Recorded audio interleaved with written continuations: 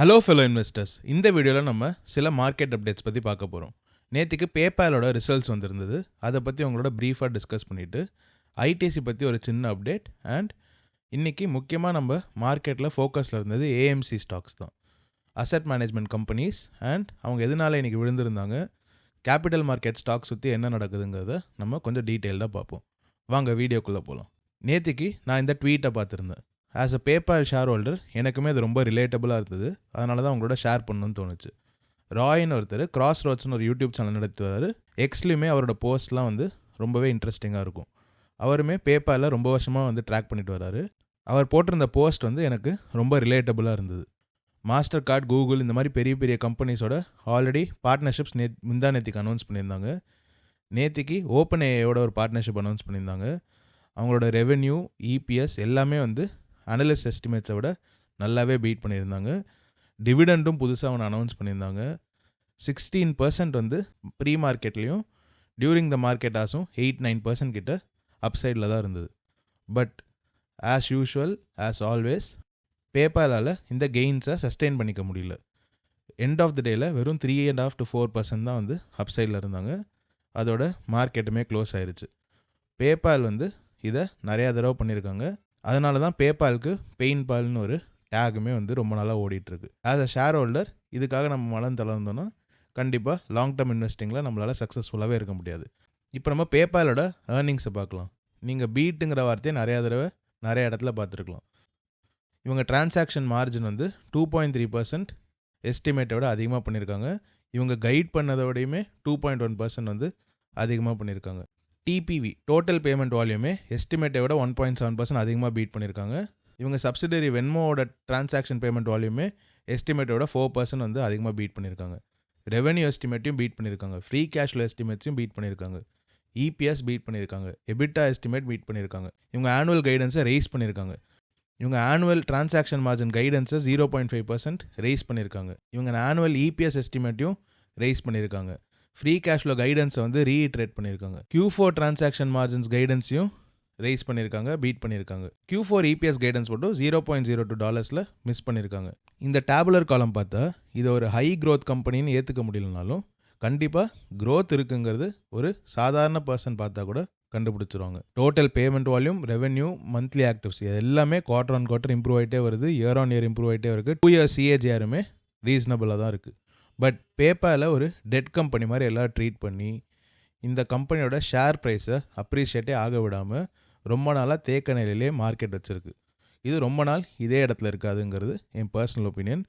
PayPal once break out ஆனோன்னு நிற்காமல் போயிட்டே இருக்குங்கிறது என் பர்சனல் ஒப்பீனியன். பட் இதை ஹோல்ட் பண்ணுறதுக்கு நம்மளோட சைக்கலாஜிக்கல் ஸ்டேட் ரொம்ப முக்கியம். நான் லாஸ்ட் ஃபியூ மந்த்ஸ் தான் பேபாலில் ஷேர் ஹோல்டராக இருக்கேன். பட் 3 yearsஸாக பேபால் ஷேர்ஸை வச்சுக்கிட்டு பேபால் கம்பெனியில் இன்வெஸ்ட் பண்ணிவிட்டு எந்த ரிட்டர்ன்ஸும் பார்க்காத நிறையா இன்வெஸ்டர்ஸ் இருக்காங்க.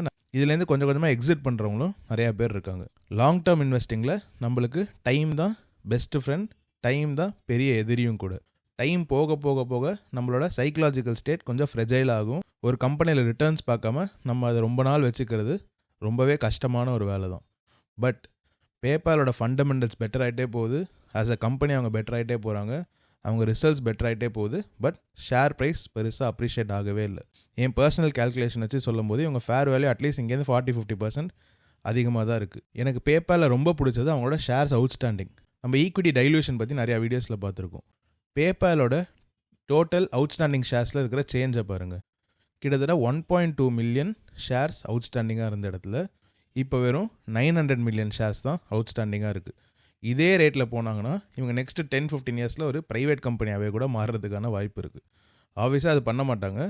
பட் இவங்க ஜென்ரேட் பண்ணுற ஃப்ரீ கேஷ் ஃப்ளோ ஈல்னால பைபேக்ஸ் பண்ணி இவங்க ஷேர்ஸை சிக்னிஃபிகண்ட்டாக குறைச்சிருக்காங்க. பட் ஷேர் ப்ரைஸில் தான் அது இன்னும் அப்ரிஷியேட் ஆகலை. மார்க்கெட் இதை ரொம்ப நாள் நெக்லெக்ட் பண்ண முடியாது. கண்டிப்பாக இது கூடிய சீக்கிரம் ஷேர் ப்ரைஸில் ரிஃப்ளெக்ட் ஆகும். பேபால் இங்கேருந்து நல்ல ரிட்டர்ன்ஸ் கொடுக்குங்கிறது என் பர்சனல் ஒப்பீனியன். நீங்கள் பேபால் ஷேர் ஹோல்டரா இல்லை பேபால் ஷேர்ஸ் வாங்கணும்னு நினச்சிட்டு இருக்கீங்களான்னு கமெண்ட் செக்ஷனில் சொல்லுங்கள். இப்போ நம்ம இன்றைக்கி ஏஎம்சி கம்பெனிஸில் என்ன நடந்ததுன்னு பார்ப்போம். HDFC AMC, Nuvama, Nippon and other AMC stocks sink up to 9% on SEBI's mutual fund fee structure revamp proposal. SEBI புதுசாக கொண்டு வந்த ப்ரொப்போசல்னால இந்த எல்லா AMC companies and capital market stocks எல்லாமே வந்து இன்றைக்கி ஒரு டவுன்ஃபாலாக சந்திச்சது. நுவாமா வெல்த் மேனேஜ்மெண்ட் 8.91% கிட்ட ட்ராப் ஆச்சு. நிப்பான் லைஃப் இந்தியா அசெட் மேனேஜ்மெண்ட் 6.92% கிட்ட ட்ராப் ஆச்சு. HDFC asset management 6.39%, 361 ma'am 5.64%. இதை தவிர நிறையா கம்பெனிஸுமே சிக்னிஃபிகண்ட் டவுன்ஃபாலாக சந்திச்சுது.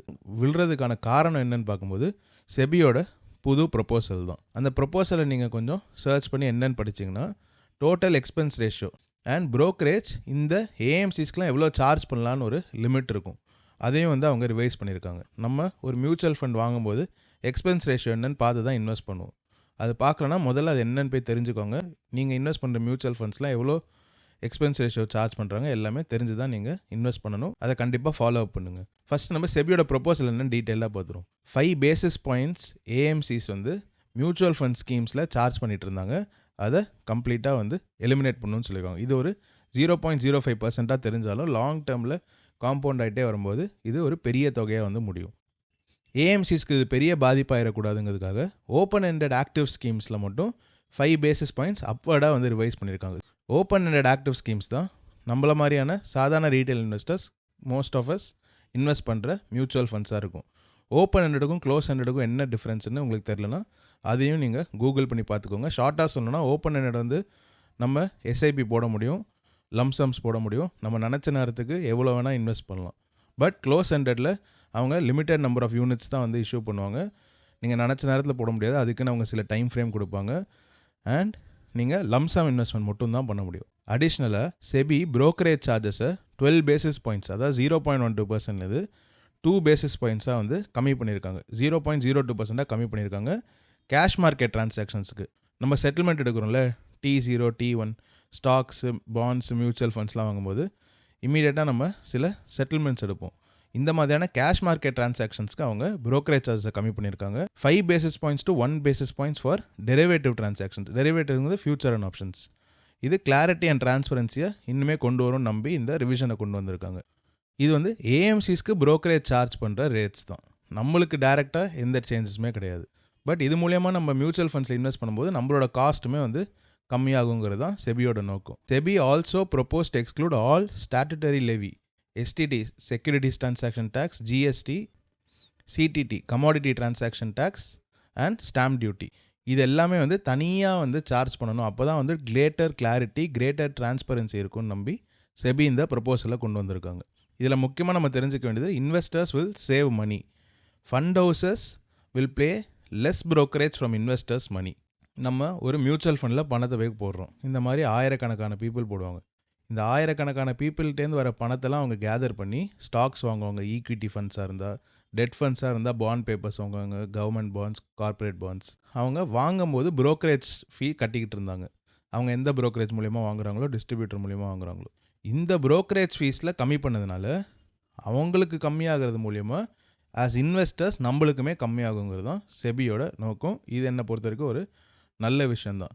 நம்மள மாதிரியான ரீட்டைல் இன்வெஸ்டர்ஸ்க்கு இன்னுமே ஒரு கிளாரிட்டி கிடைக்கும், காஸ்ட் எஃபெக்டிவாக இருக்கும். நம்ம எதுக்கு இந்த எக்ஸ்ட்ரா ப்ரோக்கரேஜ் யாருக்கு கட்டுறோம் எல்லாமே வந்து இன்னும் டிரான்ஸ்பரண்ட்டாக இருக்கும். அதனால தான் அவங்க இந்த ஜிஎஸ்டி, எஸ்டிடி, சிடிடி, ஸ்டாம்ப் டியூட்டி இல்லாமல் தனியார் சார்ஜ் பண்ணணுன்னு வந்து புதுசாக ப்ரொப்போசல் பண்ணியிருக்காங்க. நம்மள மாதிரியான ரீட்டைல் இன்வெஸ்டர்ஸ்க்கு இது நல்லது தான். பட் ஏஎம்சி கம்பெனிஸை இது எப்படி பாதிக்குதுன்னு இப்போ பார்க்கலாம். ப்ராஃபிட் பிஃபோர் டேக்ஸ் கிட்டத்தட்ட 30 to 33% வந்து கம்மியாக வாய்ப்பு இருக்குன்னு ஜெஃப்ரீஸ் மென்ஷன் பண்ணியிருக்காங்க. ஹெச்டிஎஃப்சிக்கும் நிப்பான் அசெட் மேனேஜ்மெண்ட் கம்பெனிக்கும். மோதிலால் ஆஸ்வால் ஃபினான்ஷியல் சர்வீசஸ் வந்து ஏஎம்சிஸ் இந்த ஹிட்டை அப்சர்வ் பண்ணிக்கிட்டாங்கன்னா அவங்களோட ஏர்னிங்ஸ் இம்பேக்ட் ஆகும்னு மென்ஷன் பண்ணியிருக்காங்க. இல்லைனா இது டிஸ்ட்ரிபியூட்டர்ஸ் கிட்ட போகுங்கிறத மென்ஷன் பண்ணியிருக்காங்க. அல்டிமேட்லி கஸ்டமர்ஸ் ஆகிய நம்மளுக்கு, இன்வெஸ்டர்ஸ் ஆகிய நம்மளுக்கு லோவர் டோட்டல் எக்ஸ்பென்ஸ் ரேஷியோ தான் இருக்க போகுது. ஸோ நம்ம இன்வெஸ்டர்ஸ்க்காக பெருசாக எந்த பாதிப்புமே கிடையாது. அவங்க கடைசியாக சொல்கிறது என்னென்னா, இப்போ ஏஎம்சி வந்து இதை டிஸ்ட்ரிபியூட்டர்ஸ்க்கு ட்ரான்ஸ்ஃபர் பண்ணிட்டாங்கன்னா ஆனந்த் ரத்ரி, 361 மேம் அண்ட் நுவாமா இந்த மாதிரியான கம்பெனிஸ் எல்லாம் ஏர்னிங்ஸ் வந்து கட் ஆகிறதுக்கான வாய்ப்பு இருக்குது. பட் இது எல்லாமே நம்ம ஒரு பிஞ்ச் ஆஃப் சால்ட்டோட தான் எடுத்துக்கணும். அனலிஸ்ட் சொல்கிறத நம்ம பிளைண்டாக வந்து அக்செப்ட் பண்ணிக்க முடியாது. ஏஎம்சிஸ்க்கு இதனால் கண்டிப்பாக பாதிப்பு இருக்குது. அவங்களோட top line revenue, bottom line earnings எல்லாமே வந்து கண்டிப்பாக இம்பேக்ட் ஆக தான் போகுது. கம்மியாகுதோ அதிகமாகுதோ impact is guaranteed. So AMC கம்பெனிஸில் இது ஒரு பெரிய சிக்னிஃபிகண்ட் டேமேஜ் கொண்டு வருமானு கேட்டிங்கன்னா கண்டிப்பாக அவ்வளோ பெரிய டேமேஜ் கொண்டு வராது. அண்ட் இது செபியோட புது ப்ரொப்போசல் தான். இப்போதைக்கு AMC companies most of them are overvalued. இதில் ரொம்ப அட்ராக்டிவாக எனக்கு எந்த கம்பெனியுமே படல. பட் இன்கேஸ் மார்க்கெட் ரொம்ப இர்ரேஷனலாக இருந்து இவங்கள அடிக்க வேண்டியதை விட அதிகமாக அடித்து இந்த கம்பெனிஸ்லாம் விட வேண்டியதை விட அதிகமாக விழுந்ததுன்னா கண்டிப்பாக இங்கே ஒரு ஆப்பர்ச்சுனிட்டி வரதுக்கு வாய்ப்பு இருக்குது. அதுக்குள்ளே எந்தெந்த கம்பெனிஸ்னால் நம்ம வாட்ச் லிஸ்ட்டில் ஆட் பண்ணி வச்சுக்கணுங்கிறத கேர்ஃபுல்லாக டிசைட் பண்ணி கரெக்டாக ஆப்பர்ச்சுனிட்டி வரும்போது அதை கிராப் பண்ண ட்ரை பண்ணலாம். நாளைக்கு ஐடிசியோட குவார்ட்டர்லி ரிசல்ட்ஸ் வருது. நான் கண்டிப்பாக ஐடிசியோட குவார்ட்டர்லி ரிசல்ட்ஸ் பற்றி ஒரு முழு அப்டேட் வீடியோ உங்களோட ஷேர் பண்ணுவேன். இந்த வீடியோ உங்களுக்கு யூஸ்ஃபுல்லாக இருந்தால் லைக் பண்ணுங்கள், ஷேர் பண்ணுங்கள், இந்த சேனலுக்கு சப்ஸ்கிரைப் பண்ணி என்னை சப்போர்ட் பண்ணுங்கள். Thank you so much.